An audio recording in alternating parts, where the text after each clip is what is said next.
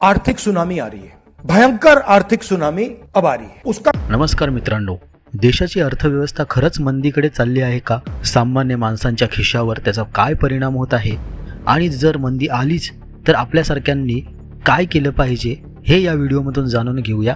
तत्पूर्वी राहुल गांधी यांनी एक मोठं स्टेटमेंट केलं आहे, ते नेमकं पाहूयात। आर्थिक सुनामी आ रही है, भयंकर आर्थिक सुनामी अब आ रही है। उसका कारण है कि हिंदुस्तान का जो प्रोटेक्शन का सिस्टम था, जो इंटरनेशनल इकोनॉमी से एक प्रकार से शॉक अब्जॉर्बर था, उसको बीजेपी ने हटा दिया है। तो एक तरफ से भयंकर आर्थिक सुनामी आ रही है, प्राइसेस बढ़ रही हैं, और ये अभी शुरुआत देखी है आपने। ऐसी इकोनॉमिक क्राइसिस आएगी हिंदुस्तान में जो आपने अपने लाइफ में नहीं देखी होगी। ये हो रहा है, इसको अब कोई रोक नहीं सकता है। दूसरी तरफ क्या हो रहा है, हिंदुस्तान के अंदर, सिस्टम के अंदर इंस्टीट्यूशनल रिवोल्ट हो रहा है। तो आप सोचती हैं कि इलेक्शन कमीशन फुली कंट्रोल्ड है, वो 3 साल पहले फुली कंट्रोल्ड है। चीफ इलेक्शन कमिश्नर के मैसेजेस मेरे पास आ रहे हैं, head of intelligence system, senior judiciary, सारों के सारे रिवोल्ट कर रहे हैं, इंफॉर्मेशन दे रहे हैं हमें। तो जो कंट्रोल का सिस्टम था एक तरफ से, वो कोलैप्स कर रहा है अंदर से, क्योंकि लोगों को दिख रहा है कि जनता का प्रेशर अब ऐसा भयंकर आएगा, अगर हम इस रास्ते पे चलते गए तो हमारे लिए रिस्क हो जाएगा। आप क्या सोचते हो, अगर जनता को मालूम है कि इलेक्शन सिस्टम रिग्ड है और जनता की मतलब इकोनॉमिक प्रेशर, गरीबी, दर्द के कारण जनता में गुस्सा आ गया, आप क्या सोचते हो कि इलेक्शन कमिश्नर को डर नहीं लगेगा कल क्या होने वाला है? तो अब क्या हो रहा है, सिस्टम अंदर से ऐसे हिल रहा है पूरा। और मैं आपको ये बता दूं कि मेरे पास इंफॉर्मेशन आ रही है, सिस्टम मुझे इंफॉर्मेशन दे रहा है, मोदी जी के बारे में, शाह जी के बारे में, उनके बेटों के बारे में, मिनिस्टर्स के बारे में, अजीत डोवल के बारे में पूरा इंफॉर्मेशन है, धड़ाधड़ धड़ाधड़ धड़ाधड़ हमारे सिस्टम से ही आ रहा है। अब यह हो सकता है कि जनता के प्रेशर को यह सप्रेस करने की कोशिश करें, इमरजेंसी जैसी चीज कर दें, हो सकता है। बट अब हम दूसरी स्टेज में जा रहे हैं, पहले हम फुल कंट्रोल स्टेज में थे, अब ये आउट ऑफ कंट्रोल जा रहा है इनके। मैं मोदी जी के पास जाता हूं, जब मीटिंग में जाता हूं, मैं आपको बताऊं, मेरे पास मोदी जी के पर इतना इंफॉर्मेशन है, मोदी जी जानते हैं, मैं भी जानता हूं। जब मैं उनसे मिलता हूं, भैया आंख में आंख लगाना जरा,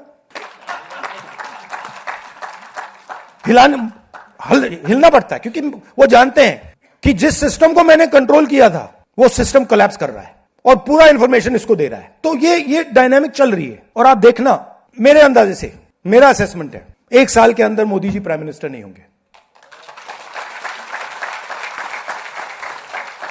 काँग्रेस नेते राहुल गांधी यांनी देशाच्या अर्थव्यवस्थेबाबत चिंता व्यक्त करत मंदीचा मुद्दा उपस्थित केला। त्यांच्या मते देशात रोजगार निर्मिती कमी होत आहे, लोकांची खरेदी क्षमता घटत आहे आणि काही क्षेत्रात आर्थिक दबाव निर्माण होत आहे। पण प्रश्न आहे की मंदी म्हणजे नेमकं काय? मंदी म्हणजे अर्थव्यवस्थेचा वेग कमी होणं, लोकांचा खर्च कमी होतो, उद्योगात उत्पादन कमी होते, कंपन्यांचा नफा घटतो आणि त्याचा परिणाम रोजगारावर होऊ शकतो। एका अर्थाने पैशाचा प्रवाह मंदावतो। समजा एखाद्या शहरात लोकांचे खर्च करणे कमी केले, नवीन कपडे खरेदी करणे, घर घेणे, वाहन घेणे आणि मोठ्या वस्तूंवर खर्च करणे कमी झाले, मग दुकानदारांची विक्री घटते, दुकानदार माल कमी मागवतात, कारखान्याचे उत्पादन कमी होते आणि अखेरीस काही कंपन्या कर्मचाऱ्यांची संख्या कमी करण्याचा निर्णय घेतात। हीच मंदीची साखळी असते। मंदी आल्यास काय होऊ शकते? खाजगी क्षेत्रात भरती कमी होऊ शकते, काही कंपन्या खर्च कमी करण्यासाठी कर्मचारी कपात करू शकतात, अनेक कंपन्या पगारवाढ किंवा बोनस रोखू शकते, ग्राहक कमी खर्च करत असल्याने किरकोळ व्यापारी, छोटे उद्योग, स्टार्टअप्स अडचणीत येऊ शकतात, लोक मोठ्या खरेदीचे निर्णय पुढे ढकलतात, गुंतवणूकदारांमध्ये अनिश्चितता निर्माण होऊन बाजारात अस्थिरता येऊ शकते। मग सामान्य माणसाने काय करावे? सर्वात महत्त्वाची गोष्ट म्हणजे घाबरून जाण्याची गरज नाही।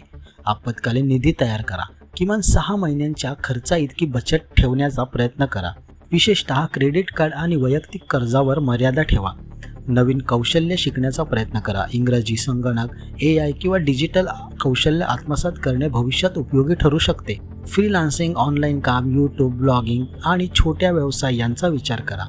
दीर्घकालीन गुंतवणूक करणाऱ्याने घाबरू नये, मात्र आर्थिक सल्लागाराचा सल्ला घेणे आवश्यक ठरते। मंदी ही केवळ एक संज्ञा नाही, तिचा परिणाम प्रत्येक घरावर, प्रत्येक नोकरीवर आणि प्रत्येक व्यवसायावर होऊ शकतो।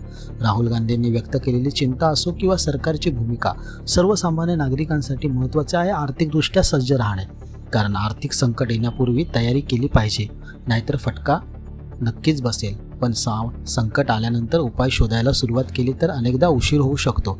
मित्रांनो, तुम्हाला काय वाटतं, भारत मंदीकडे चाललाय का? तुमचं मत कॉमेंट बॉक्समध्ये नक्की कळवा. तुम्हाला काय वाटतं? भारताची अर्थव्यवस्था हळूहळू ढासळत चालली आहे का? यावर आपली प्रतिक्रिया नक्की नोंदवा. व्हिडिओ आवडला तर शेअर करा, लाईक करा आणि सबस्क्राईब करायला विसरू नका. धन्यवाद.